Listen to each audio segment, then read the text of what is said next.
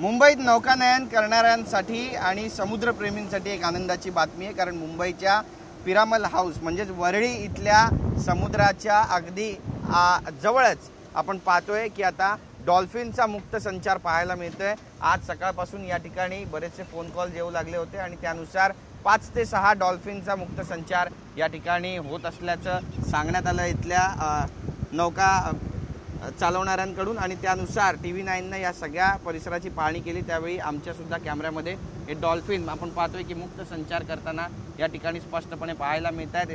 त्यांचं जे फिन आहे ते समुद्राच्या बाहेर पाण्याच्या बाहेर येताना स्पष्टपणे पाहायला मिळतं। त्यामुळे मुंबईकरांसाठी ही एक आनंदाची गोष्ट मानावी लागेल, कारण आपण पाहतोय की एकीकडे शांत असा समुद्र दिसतोय, बाजूलाच कोस्टल रोड सुद्धा आहे आणि या कोस्टल रोडला लागून असलेल्या या समुद्रामध्ये आता डॉल्फिनचा मुक्त वावर जो आहे तो स्पष्टपणे पाहायला मिळतो। 5 ते 6 डॉल्फिन या ठिकाणी गेल्या अनेक तासांपासून मुक्त संचार करत असताना आपण स्पष्टपणे पाहू शकतो।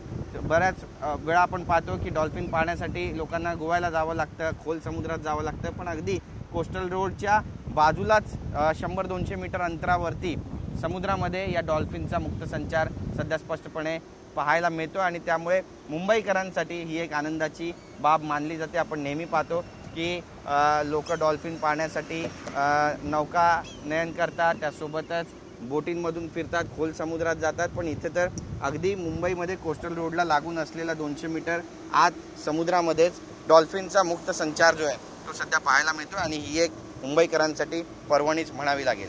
कॅमेरा पर्सन अमित शिगवणसह गिरीश गायकवाड, TV9 मराठी, मुंबई।